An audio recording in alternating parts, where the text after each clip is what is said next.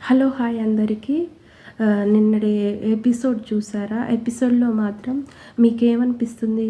సంజన గారికి అన్యాయం జరిగిందా లేదా? నాకైతే సంజన గారికి మాత్రం చాలా అన్యాయం అయితే జరుగుతుంది అనిపిస్తుంది. స్టార్టింగ్ నుంచి ఈ 14th వీక్ వరకు తను 100% కంటెంట్ ఇస్తూనే వచ్చింది. ప్రతి విషయంలో గేమ్ విషయానికొస్తే గేమ్ తనకి ఎంతవరకు సాధ్యమైద్దో అంతవరకు గేమ్ ఆడుతూనే వచ్చింది. ఇది కరెక్టా కాదా కమెంట్ చేయండి. పాపం అనిపిస్తుంది. ఎందుకంటే ఫస్ట్‌లో టీఆర్పీ రేటింగ్ పెంచిందే ఆమె.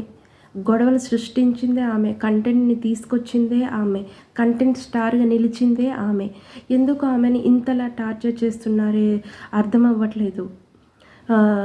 మంచి పొజిషన్‌లో కొంచెం విన్నర్ పొజిషన్‌లో గ్రాఫ్ అయితే చాలా పెరిగింది. ఆ స్టేజ్‌లో తనని హౌస్‌మేట్స్ ఓట్స్ తోటి బయటికి పంపించేయడము, అలా మళ్ళీ టార్గెట్ చేయడము, సాక్రిఫైస్ తోటి మళ్ళీ లోపలికి పంపించడము, ఆమెని ఏదో విధంగా డౌన్ చేస్తూనే వచ్చారు. అందరూ ఇలా టార్గెట్ చేస్తూనే ఉన్నారు. చాలా పాపం అనిపిస్తోంది. ఎందుకు ఇలా చేస్తున్నారు? ఆమె 5 months బేబీని వదిలిపెట్టి వచ్చింది. అయినా మెంటల్‌గా కొంచెం వీక్‌గానే ఉంటారు. కానీ తనని చాలా అంటే చాలా ఇది చేస్తున్నారని అనిపిస్తుంది. చాలా డౌన్ చేస్తున్నారు అనిపిస్తుంది. ప్లీజ్ తను శ్రీజలాగా ఎలిమినేట్ చేద్దామని అనుకుంటున్నారేమో. మీరు సంజన గారి ఫ్యాన్స్ ఎవరైతే ఉన్నారో తనని మాత్రం గెలిపించండి. తనకి ఓట్స్ వేయండి. తనని టాప్ 5లో ఉంచడానికి ట్రై చేయండి.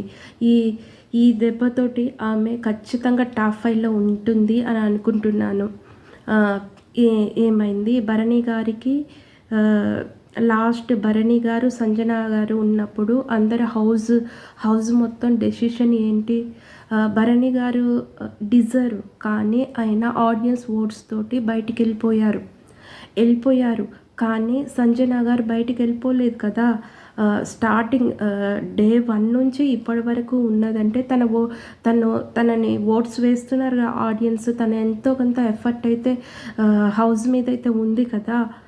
ఇది ఎందుకు హౌస్‌మేట్ గుర్తించట్లేదు, బిగ్ బాస్ గుర్తించట్లేదు అర్థం అవ్వట్లేదు. ప్లీజ్ ఓట్ ఫర్ సంజన గారు. ట్రూగా జెన్యూన్గా ఓటు వేయండి. విన్నర్ రన్నర్ పక్కన పెడితే న్యాయంగా ఆలోచించి జెన్యూన్గా ఓటు వేయండి. ఓట్ ఫర్ సంజన ఈ వీడియో ప్రకారం అయితే.